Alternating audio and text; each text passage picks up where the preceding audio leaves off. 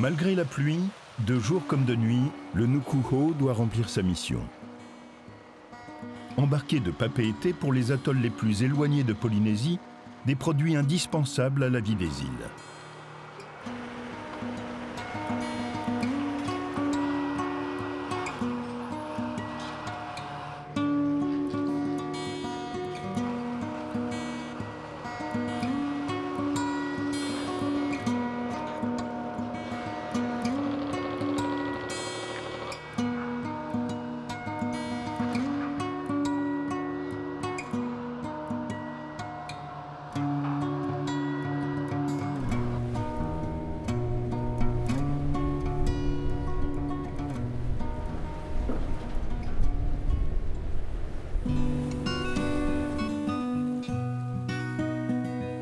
Le bateau part pour 3 semaines.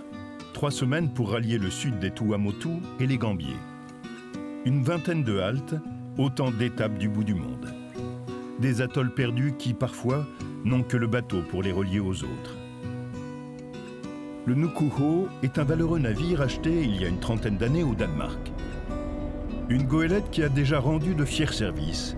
Un bateau en fin de vie qui sera remplacé bientôt. Un navire que connaît par cœur son capitaine, William. Il le dirige depuis 20 ans. Tout d'abord, pour avoir d'être capitaine, il faut passer, il y a des études à faire, les formations à faire. L'idée d'être capitaine, c'était un autre ancien amateur. Il s'appelle Roland Paquet, l'amateur à l'époque.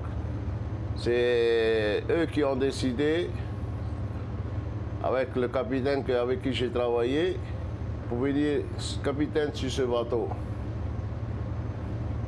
Je ne voulais pas être capitaine, je voulais être instituteur à l'époque. Et puis je suis tombé sur un copain de Montréal qui faisait cette formation. Je l'ai suivi et j'ai pu après accéder à ça, à la formation. Allez, tu vas pas répéter les matins? Ça? Fais attention. Fais attention. Attention.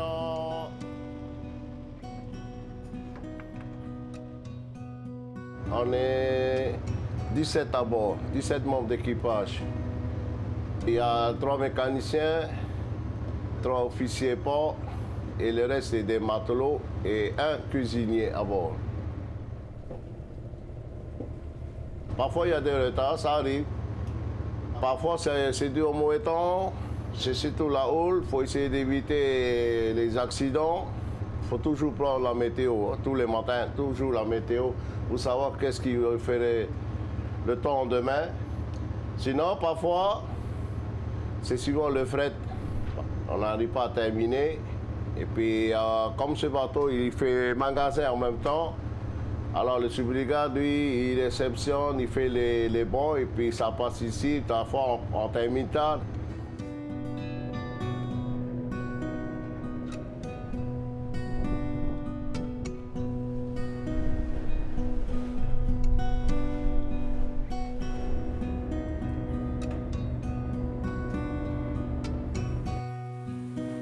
Il faut toujours voir, comme je te dis, la météo et après tu regardes sur la... Il y a des repères où tu prends la nuit des marées. C'est là que tu fais tes calculs, marée montante ou descendante. Je suis arrivé ce jour-là à 5 heures. La marée, elle était marée sortant, mais elle n'était pas forte. On a pu rentrer à 6 nœuds. Dans la passe nord de Hao, la passe Kaki.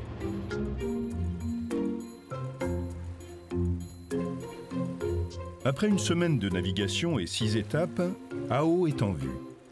C'est le 4e plus grand atoll des Tuamotu avec ses 1000 habitants qui vivent essentiellement de la pêche et du tourisme.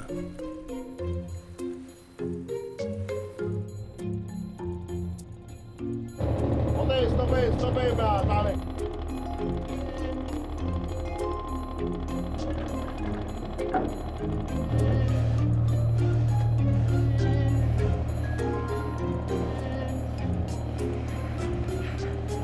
Là, on va au quai, là, à récupérer la marchandise. Hein. Le bateau vient d'arriver ce matin.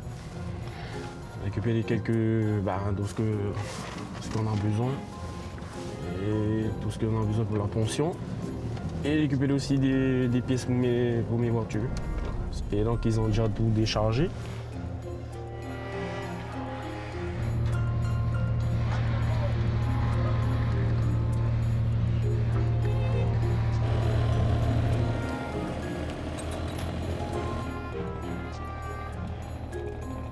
Paroua attend avec impatience le bateau.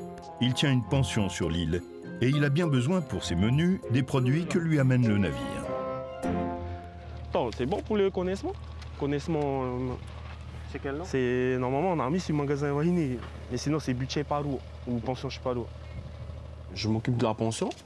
Ça fait depuis 2008 je le fais sur cette activité-là. Par contre, je reçois plutôt des gens qui viennent en mission sur l'île. Hein. C'était plutôt cette clientèle que j'ai ciblée, hein, parce que je savais très bien qu'il y avait quasiment pas de touristes qui venaient sur Hao. Sur la goélette, je récupère de l'eau, des fruits et légumes pour accompagner les repas de la pension et du carburant. C'est des choses qu'on a besoin tout le temps, hein, si on n'a pas de légumes sur l'île. Voilà. Pour ma part, si le bateau est en retard, moi je prévois plein de choses avant. Hein. Je prévois du stock. S'il y a un retard, j'ai toujours du stock. Ça peut être beaucoup de conséquences pour les personnes qui n'ont pas de stock. À combien? 25 700. On a la fibre, donc je peux communiquer avec tout le monde au dehors de l'île. Hein. Voilà. Grâce à Internet, non, je ne me sens pas isolé. Le bateau, il vient, il nous ravitaille en plein de choses. Hein. On peut parler aussi du fret, qui est à moindre coût par rapport à l'avion. Ici, dans les îles, beaucoup consomment du congelé. Hein. Par exemple, comme du poulet, de la viande, tout ça, il n'y a pas dans les îles, donc on reçoit tout par bateau. Voilà. Et des légumes, bien sûr, pour diversifier un peu nos repas, on va dire. Hein. Le poisson, c'est la spécialité de Paroua. Alors tous les jours, quand le temps le permet, il plonge.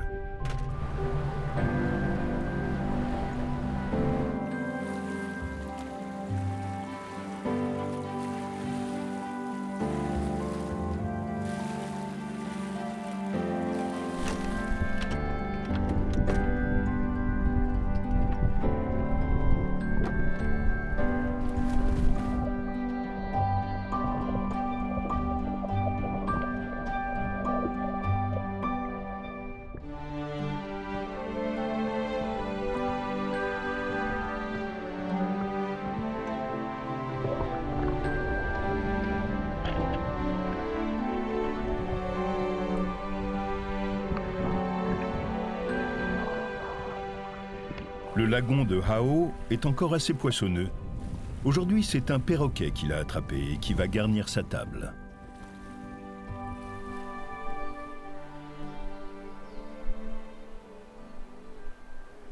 Je suis en train de préparer l'entrée, le dîner de ce soir pour mes clients de la pension.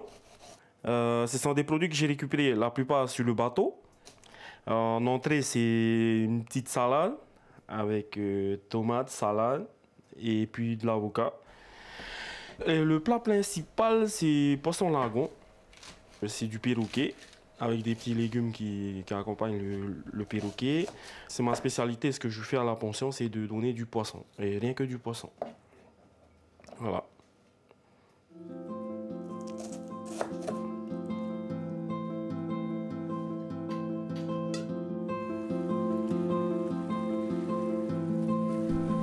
Le poisson, la pêche, c'est aussi l'activité principale d'Antonio. Il est pêcheur professionnel. Et comme beaucoup de professionnels, il se place dans les traces de son père.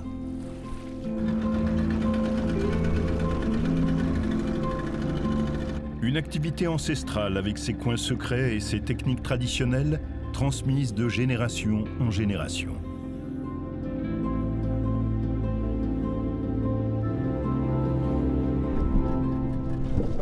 C'est mon père qui m'a appris à pêcher. Tout ce que j'ai appris tout de mon père, la pêche, tout. il a été mon mentor. On a hérité au moins un peu de son savoir. Il nous a appris les principes de la vie. Voilà. Mieux vivre et tout. On est venu faire une pêche ancestrale, un peu une technique ancestrale, hein, qui s'appelle le touraro, avec des cailloux, des appâts frits. L'endroit où on est, c'est déjà aussi un spot ancestral où tout le monde déjà bien avant moi, hein. Nos grands-parents, mon père, après moi, encore d'autres. C'est ici qu'on vient pratiquer cette pêche-ci. Comme on n'a pas de DCP, hein, ben, du coup, nous, on se rapproche plus de la passe ici. Je pêche du thon rouge, du germon, du thon blanc, de l'espadon, du mémé, du taza, du corifin, toutes sortes de poissons pélagiques, des bonites, la bonite.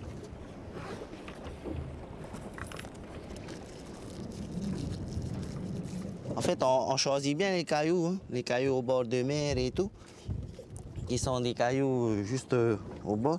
Ben voilà, hein, on pose ça dessus, on tourne juste là, puis on prend ce que j'ai haché là, ici, on met sur le caillou, et c'est là où la feuille elle est intéressante, elle vient là juste pour couvrir ce qu'il y a dessus, pour pouvoir envoyer tout ça en bas. Voilà. C'est comme ça, comme ça. Voilà. Ça, c'est la pêche du toureur, la technique. Voilà. Il y a d'autres qui ont modernisé la pêche. Ils se font des cailloux coulés au ciment. Ben bon, ouais, pas perdre de l'argent encore pour acheter encore du ciment, alors que tu as la moitié et tout devant toi. Voilà. Voilà, ben, le caillou, c'est juste un moyen de plan pour pouvoir envoyer l'hameçon à la bonne profondeur, hein. Et après, le caillou, il y reste au fond, hein. C'est répétitif, hein. Il n'y a pas de choses nouvelles qui arrivent, hein. Il n'y a pas grand-chose ici, en fait, aussi, hein. Ben, voilà, mes clients, c'est plutôt la restauration, les pensions de famille. Et si j'en attrape un peu plus, ben, je revends plus aussi à les goélettes. Et je revends beaucoup à Nukuho, Maristella, Taporo, hein, tous les goélettes qui viennent ici. Ben, on essaie de revendre, hein. Je ne suis pas le seul, la plupart des pêcheurs ici aussi le font, hein. Ils essaient de revendre du poisson sur le bateau pour essayer d'avoir des produits divers, hein, que ce soit des légumes. Comme ici, il est rare d'avoir des fruits et tout, et des légumes. Du coup, on fait du troc avec du poisson sur les bateaux pour avoir un peu tout ça, quoi. Du taro, des maniocs, tout ça, quoi. Je pense déjà, il faut déjà aimer la pêche. Il faut avoir du courage pour sortir, hein, pour aller en mer, en haute mer et tout. Voilà, le secret, il est dedans, hein, c'est de la patience, hein. Parce que le poisson, il ne mord pas comme ça, hein. Il peut mordre le matin, comme il peut mordre dans la soirée, et toute la journée, il peut rester sous le soleil. Il faut avoir un bon mental aussi, hein. Pas lâcher, parce que le soleil, ça frappe. Il y a le vent aussi, il y a la pluie et tout, hein. Pas évident. Tu attrapes froid, tu reviens tard la nuit. Mais il faut aimer le travail, hein. Si tu aimes, tu es sûr que tu vas arriver à avoir quelque chose, hein. Faut rien lâcher, hein. Parce qu'on est en manque de pêcheurs même ici, hein. On arrive, même moi-même, je n'ai pas satisfait tous les clients qui sont ici, hein. On a trop, hein. Voilà, ça y est, hein. Il y a quelque chose, un poisson. Mais on ne sait pas encore c'est quoi. Mais il y a un mordage. Ben, on va remonter. Essayer de faire ça vite parce que on est perdu. Le récif et tout, il y a les requins. Il n'y a pas d'autre choix à faire. C'est la pêche, quoi. Il n'y a que là où tu peux subvenir à tes besoins et tout, quoi. C'est pour ça que j'ai choisi la pêche. Quand je suis à la pêche, des moments quand je suis pas bien à la maison et tout, hein, ça détend un peu, hein. Voilà, d'aller un peu sur le plan d'eau, un peu Il n'y aura plus personne n'entend que les oiseaux, le bruit. Hein.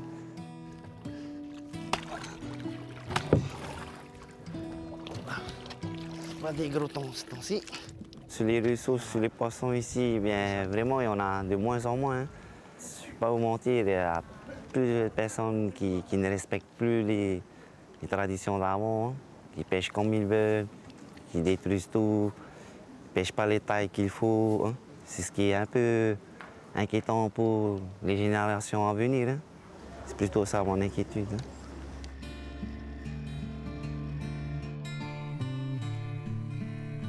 Aujourd'hui, le père d'Antonio a abandonné la pêche. Il se consacre désormais à l'apiculture. Depuis peu, il produit un miel local qui commence à trouver des acheteurs, notamment à Papeete.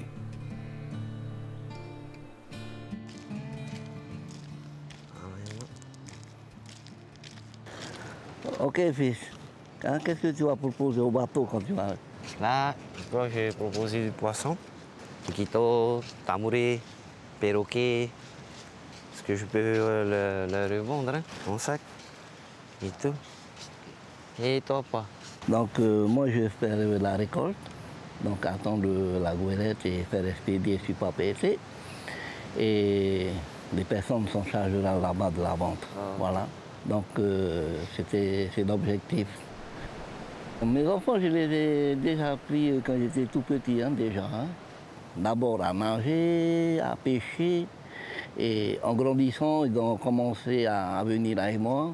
Comme j'étais dans la pêche professionnelle, donc je l'ai quand même beaucoup transmis mes savoirs. Voilà. La pêche professionnelle, arrivée à un certain âge, c'est un peu dur. Hein.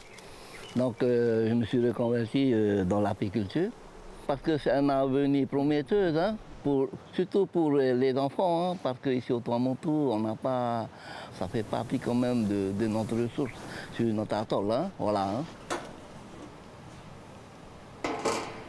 Je veux bien apprendre, hein. Je vais être dans les pas de mon père. Hein. Je vais le suivre dans son ombre. Hein. C'est que des travaux nobles qu'il fait, avec sa volonté qu'il a. Et je veux bien faire comme il a fait, commencer en tant que pêcheur professionnel et puis reprendre l'apiculture.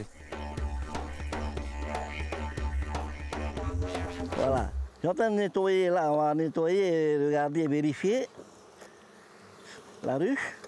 Comme vous voyez, un petit nettoyage. Là, on en fume pour calmer les abeilles. Hein. Maintenant, on va vérifier si la ruche elle est pleine. Hein. Voilà, comme vous voyez là, la ruche elle est pleine comme les cadres qui vous montrent. Elle est super operculée. Hein. Quand on dit operculée, ça veut dire alors tout est fermé. Hein, donc là, le miel, elle est à terme, à récolter. Donc par cadre, il donne au moins 2 à 3 kilos de miel. Voilà. Mais sinon, pour le moment, la caisse qu'on vérifie, elle est super pleine. Hein? Pleine de miel. Hein? J'ai une centaine de ruches et éparpillées hein, sur l'atoll là. Eh bien, c'est en regardant, bien regarder la situation au niveau des plantes hein, qui sont autour. Hein. C'est comme ça que je repère les endroits où pour mettre les ruches. Hein. Eh bien, quand ils viennent m'aider, comme tu vois, comme le travail que je suis en train de faire, c'est le même travail qu'ils vont faire eux aussi. Ça ne change pas. Ce que je fais, c'est le même. Et c'est ce qu'eux, ils vont apprendre ensuite. Hein.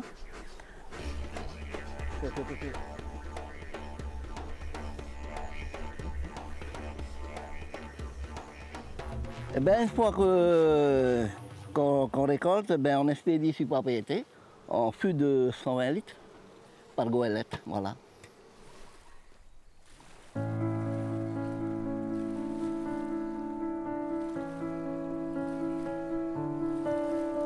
Et c'est le Nukuho qui va emporter le miel de Hao vers d'autres cieux. En attendant, la goélette embarque direction Vaitai, une nouvelle épreuve pour le bateau. Il n'y a pas de quai, mais le capitaine connaît par cœur ce genre de manœuvre.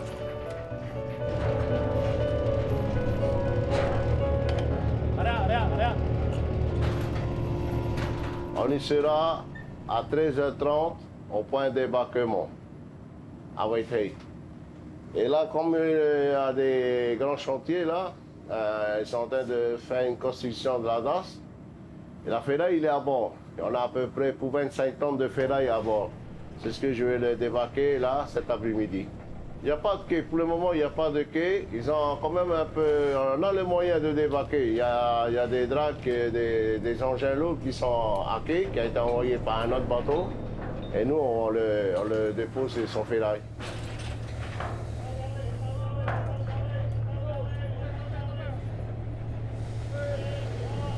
Le bateau ne veut pas accoster.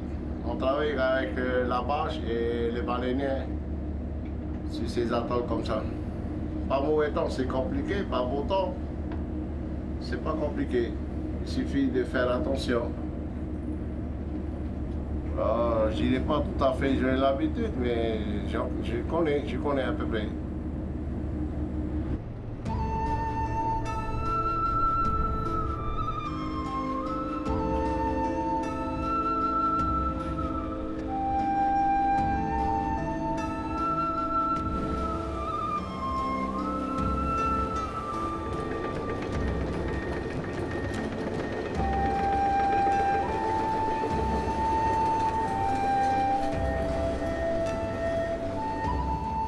Un quai est en construction sur l'île et ses 60 habitants l'attendent avec impatience, eux qui ne voient passer qu'un bateau par mois.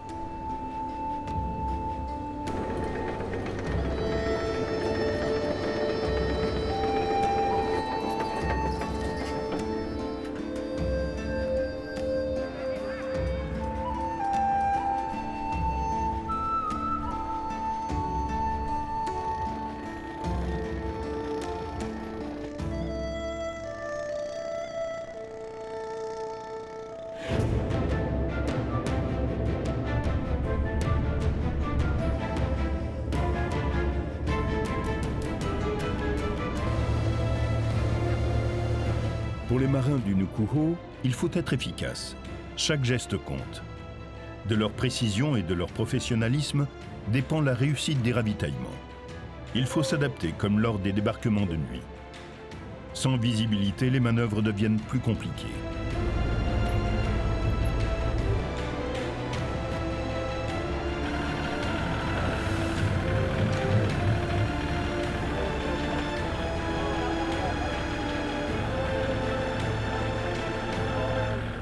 Lien indispensable avec les populations, les aventures.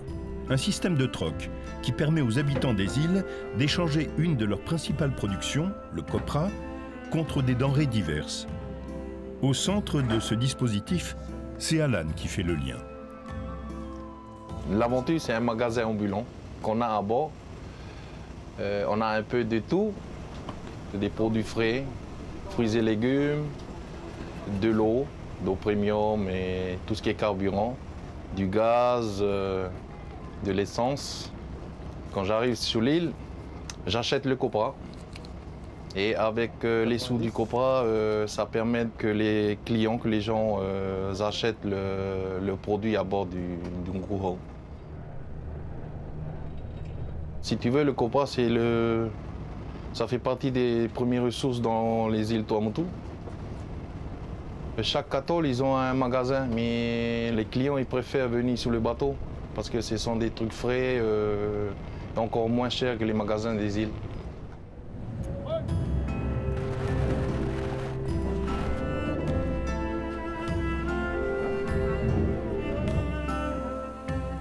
La goélette dessert de très petits atolls perdus. Ici, le seul lien avec le monde, c'est le bateau. Nous sommes à 1300 km à l'est de Papeete. Les 250 habitants vivent un peu du tourisme et pour les atteindre, ce n'est pas facile. Il n'y a pas de passe.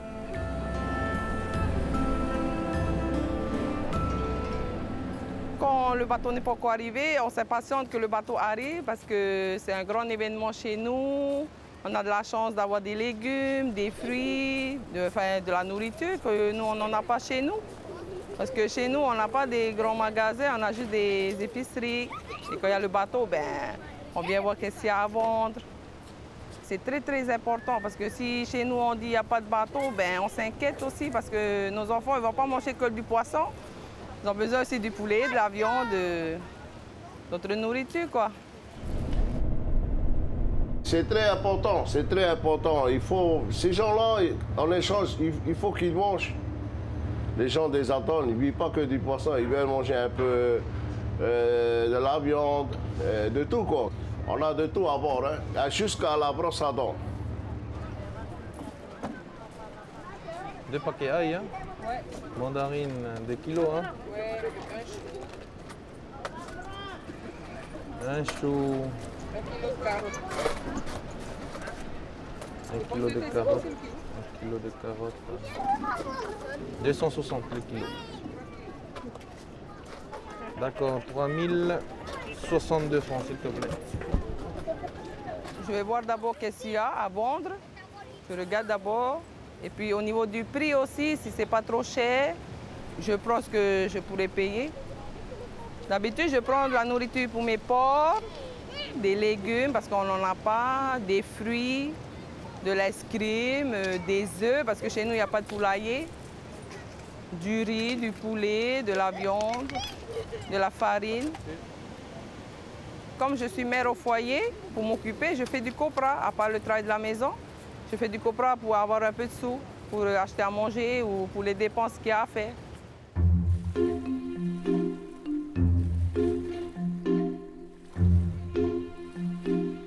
À bord et ensemble pendant 3 semaines, les marins partagent tout, et notamment les repas. Le cuisinier sait les soigner, c'est important pour le moral des troupes. Arrivé à Papeete, je prends les commandes, je fais des fiches de commande, tout ça. Puis après, on commande avec les grossistes, les grands fournisseurs, pour ravitailler en congelé, réfrigéré et divers, quoi, les boîtes conserve, tout ça.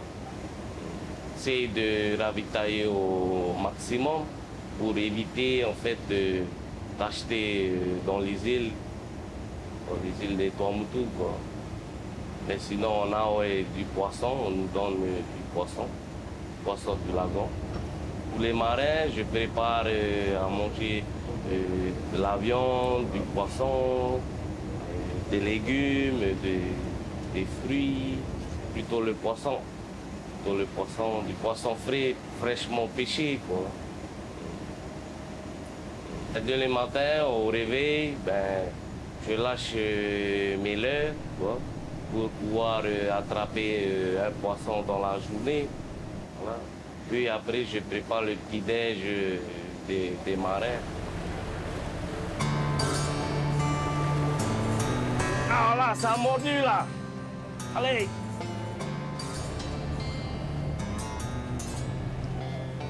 C'est un hasard.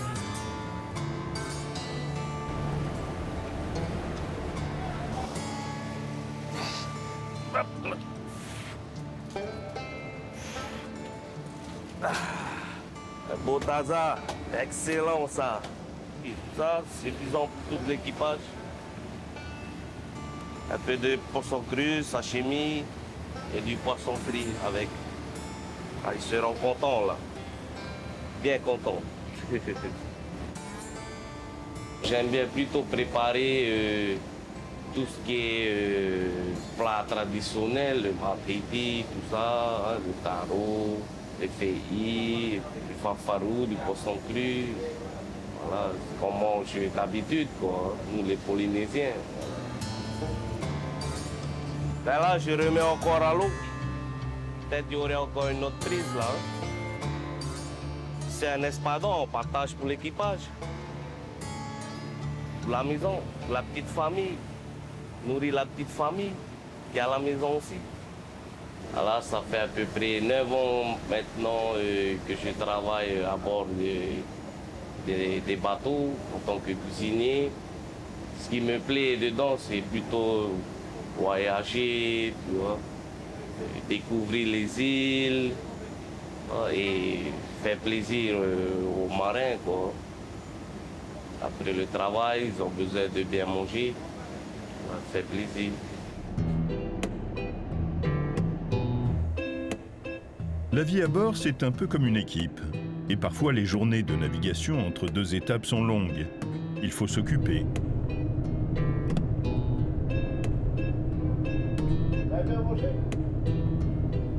Et le capitaine veille sur ses troupes, même si parfois, il doit sévir un peu.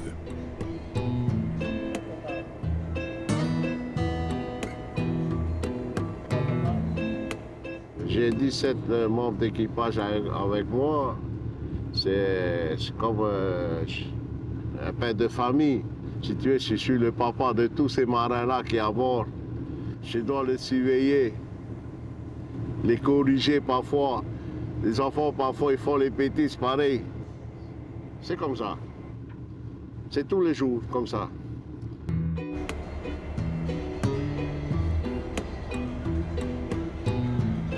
On s'entend bien, on s'entend bien. Parfois, il y a un peu d'étirement, parfois, il faut tirer un peu les oreilles.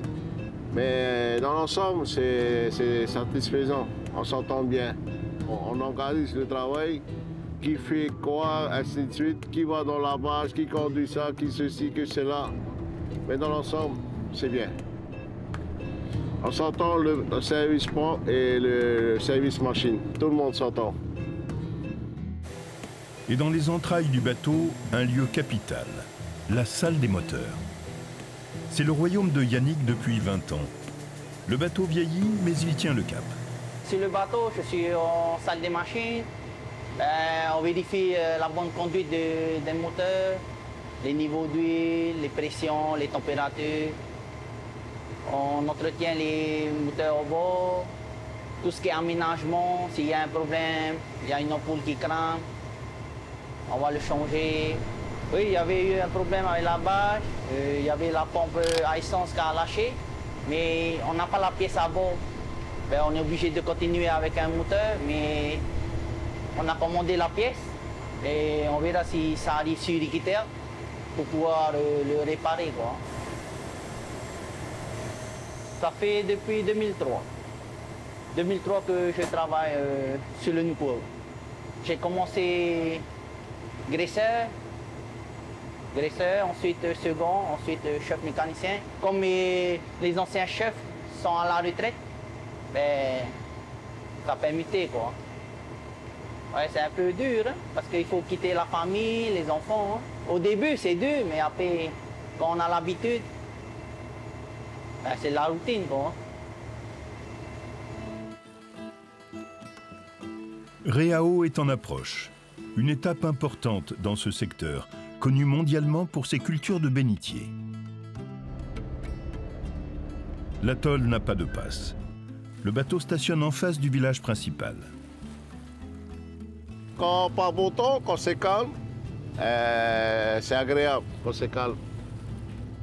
Et quand c'est mauvais temps, c'est tout. Quand il y a la houle du sud-ouest, elle est très compliquée et très dangereuse. Très dangereuse.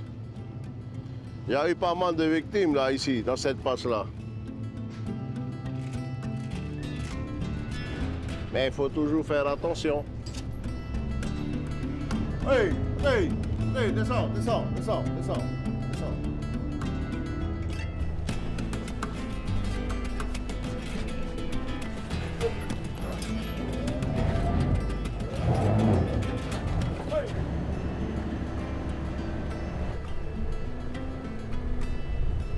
À terre, le bateau est attendu, comme partout.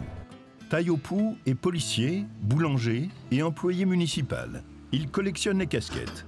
Et quand le bateau arrive, il se multiplie. Quand le bateau arrive, je réceptionne les états de transport.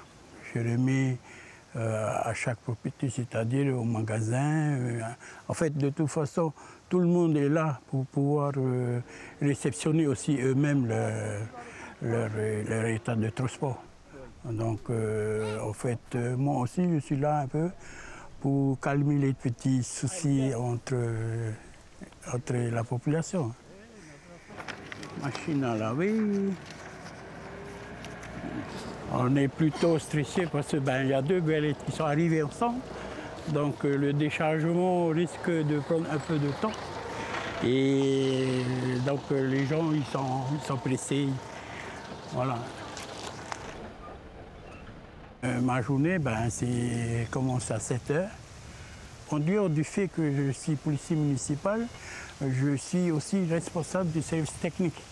Je suis boulanger aussi, en fait l'unique boulanger de l'île. Les atolls d'à côté aussi nous commandent du pain, donc je leur fournis ça en mettant sur les goélettes. Principale richesse de l'île, les bénitiers. Une espèce menacée mais qui est d'une densité unique au monde à Reao. Chaque famille a un quota de pêche pour sa consommation. Et par ailleurs, il y a 6 aquaculteurs autorisés à exporter le produit de leur pêche. Ils sont les seuls à pouvoir les vendre vivants, notamment pour l'aquariophilie internationale. Les bénitiers sont envoyés par goélette à Papeete, un mets très recherché par les Tahitiens. Par rapport à l'export de bénitiers, la direction des ressources marines, avec le concours bien sûr de la commune, m'a mis à disposition pour pouvoir faire les contrôles, les suivis de tout ce qui est bénitier, langouste, tout ce qui est réglementé.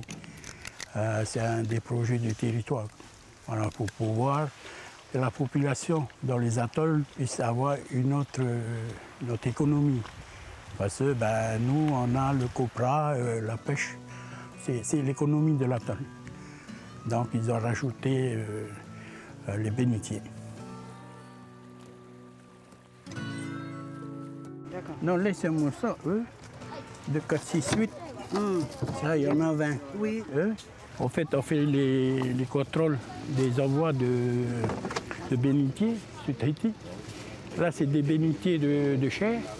Selon la convention de Washington, le bénitier est une espèce en voie de disparition. Il faut qu'il y ait un suivi pour ne pas qu'il y ait de surpêche. Donc c'est pour ça nous on fait des contrôles aussi bien sur les goélettes et sur les avions aussi.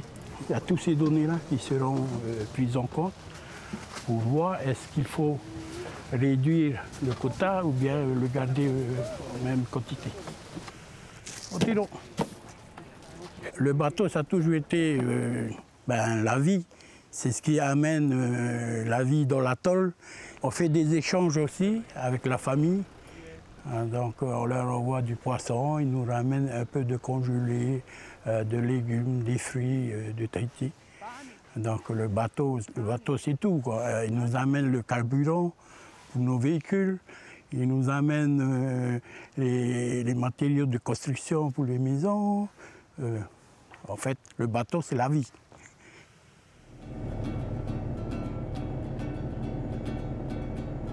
La navigation continue.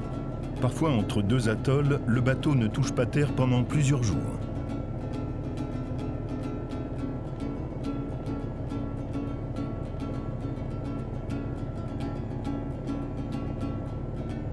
Enfin, les Gambiers sont en approche. L'archipel et ses 14 îles est le plus éloigné de Tahiti. Nous sommes à 1600 km de Papeete. On va franchir la première bouée de l'île de Mangarewa.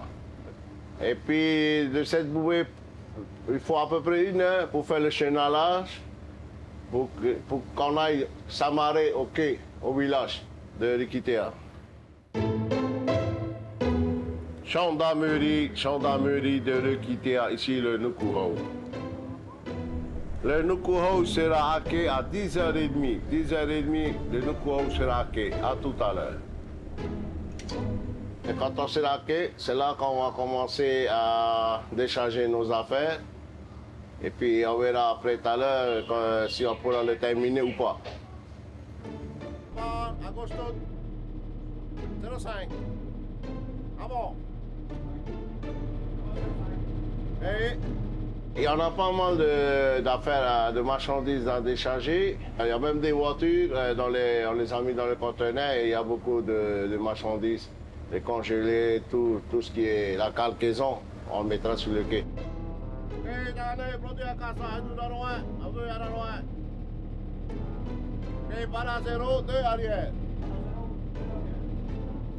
c'est quand même important. Il faut que le client récupère sa marchandise nette, correcte, propre. Rikitea, le village principal de l'atoll, et ses 500 habitants, attend le Nukuhu. Ici, c'est un vrai quai qui attend le bateau. Et la noria des Fenwick et des véhicules peut commencer. On décharge tous les matériels sur le quai de Rikitea. Mais ici, c'est un peu exceptionnel ici. Ici, c'est exceptionnel parce que ici, c'est ici où il y en a plus de marchandises à débarquer. La preuve, c'est qu'on n'a pas pu terminer hier soir. On a terminé à 20h, heure de propriété. Et puis, il nous restait le congelé et la distribution des flux carburants. Ici, à Rikitea, quand ils font la récolte, c'est là, nous, on va ramener les sacs de nacre. C'est important quand même la quantité ici parce qu'il n'y en a pas qu'un seul.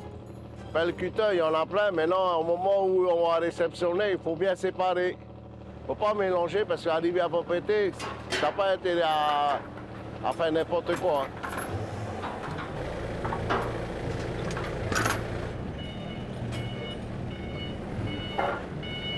À quai, Benoît récupère ses marchandises. Il est perliculteur, mais il a aussi une pension sur l'île. Tout arrive par le bateau, hein, la goélette. Hein. Je viens de recevoir des bouées qu'on avait commandées à Raroya. Ça a été tout nettoyé au Karcher. Et maintenant, on fait un trempage dans de l'eau au javel pour désinfecter encore plus, pour prendre plus de précautions. Donc avec la salissure, les nacres qui grandissent, et ben, les stations qui coulent. Et on a besoin des bouées pour faire les mises à niveau. Je viens de recevoir de la marchandise pour la pension et ainsi que pour la ferme. Du carburant, bien sûr. Là, je prends pour 5000 litres d'essence et 1200 litres de gazole. Et là, j'expédie des coquilles de nacre. J'ai pour à peu près 22 tonnes de coquilles de nacre à expédier à Tahiti, puis en Chine.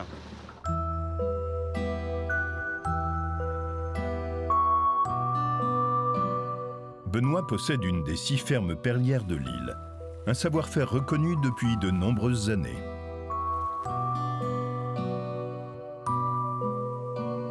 Tous les jours, on travaille de lundi à vendredi.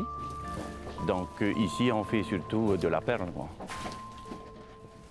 D'origine, il y a déjà des nacres qui sont dans notre lagon. Les Mangaréviens ont toujours vécu avec ce produit-là parce que déjà dès les années 1802, les Mangaréviens plongeaient pour récupérer de la coquille de nacre qui sont exportés pour faire des boutons. Et là, avec la technique de greffe, eh ben, on s'est converti vers la perliculture en production de masse, quoi. Tout arrive par la goélette. Hein. Donc, nous, on est ravitaillés au moins tous les 6 semaines par 2 bateaux. Il y a le Taporo 8 et le Nukuhu.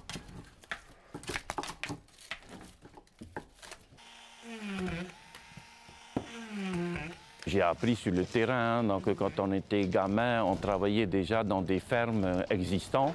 Ma maman a fait une ferme perlière aussi familiale et on a appris comme ça sur le terrain.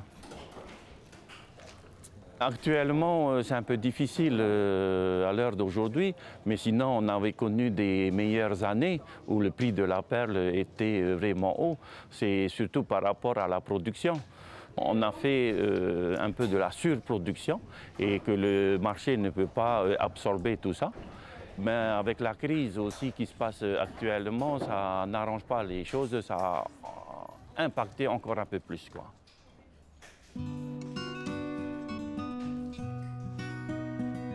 Depuis 34 ans, Lysis travaille dans la perle, un métier qu'il connaît par cœur. Ici, dans la salle de greffe, on fait un peu de tout, la chirurgie.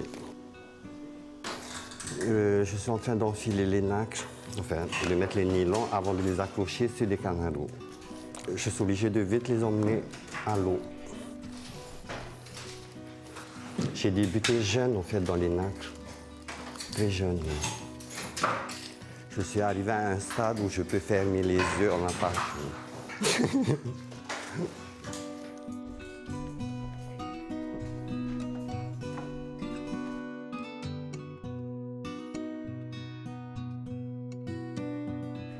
quelques artisans qui font quand même quelques colliers, quelques produits qu'ils ont fait artisanalement. Sinon, on peut acheter chez des producteurs, mais comme ce sont des grandes quantités, par exemple, moi, je vends directement à travers le GIE, donc un groupement d'intérêt économique qui regroupe plusieurs perliculteurs.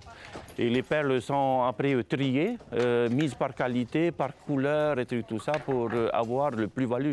Et tout ça, c'est mis à la vente aux enchères, 3 fois par an, tous les 4 mois. Et on invite des acheteurs asiatiques, c'est surtout des Japonais, des Chinois qui arrivent, parce que eux, c'est dans leur culture la perle. Et après, les lots sont mis à la vente aux enchères. Mangareva exporte pas grand-chose, hein. Donc c'est surtout les perles et les coquilles de nacre. Hein. On ne fait pas de copra, on ne fait pas de vanille ni d'agriculture, on vit principalement de la perle. C'est vraiment le poumon économique de l'île. Si jamais il y aura un problème au niveau de la nacre ou de la perliculture, ça va être un peu grave pour nous, quoi. Autre élément de la culture locale, la religion. Les Gambiers ont connu une évangélisation intense, incarnée par des moines bâtisseurs qui ont construit de nombreuses églises avec l'aide des populations locales. Un des joyaux est la cathédrale de Mangareva, qui peut accueillir 1200 personnes pour une population de 1500 habitants dans l'ensemble de l'archipel. C'est le joyau de Mangareva, parce que c'est dans la cathédrale que tout le monde vient. C'est le lieu de rassemblement de tous les chrétiens du pays. C'est ici que la foi est partie. C'est ici le berceau. Alors ça représente, vraiment c'est l'honneur des Mangaréviens, la cathédrale de Saint-Michel. Depuis ma naissance, je suis toujours là. Même si je parle, je voyage en étranger, mais je reviens toujours, j'aime bien ici.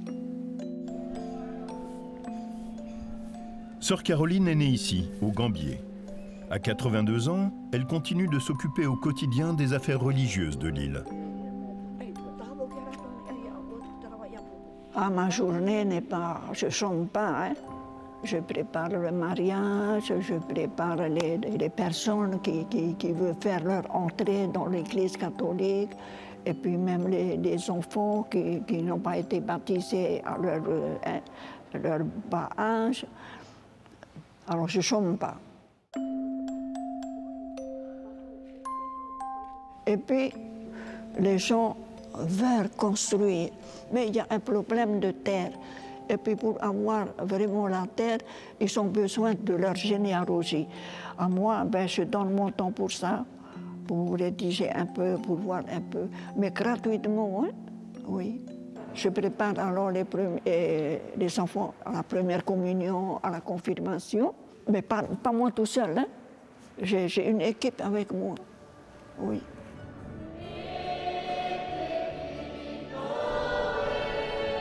Une population très croyante qui ne veut pas voir son patrimoine religieux dépérir.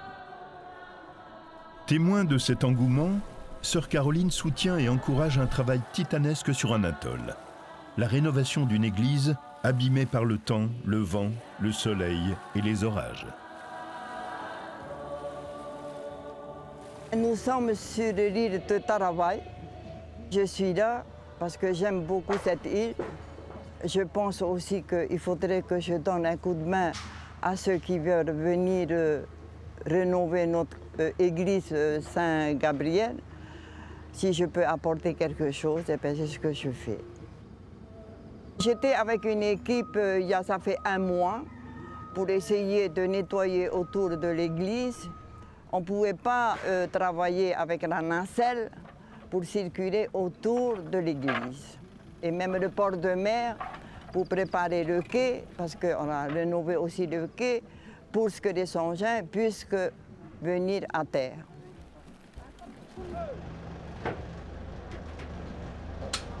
Saint-Gabriel, c'est la dernière église qu'on a construite par des bâtisseurs qui ont bâti toutes les églises d'ici au Gambier et notre cathédrale. C'est un travail de professionnel. On voyait bien que les charpentiers, les menuisiers, ils ont fait un sacré effort sur cette église de Saint-Gabriel.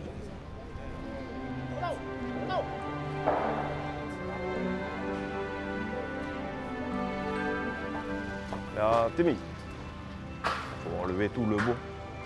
On a besoin de 3 par 6.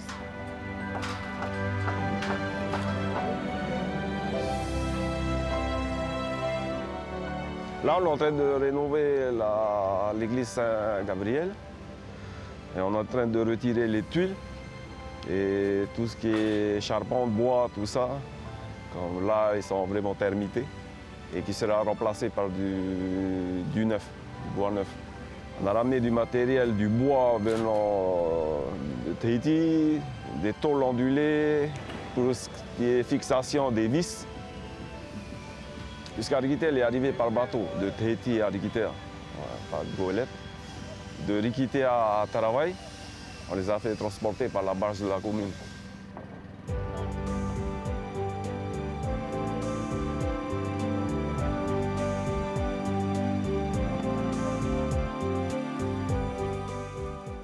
Loin du fracas du chantier, le Nukuho est déjà reparti vers Papeete.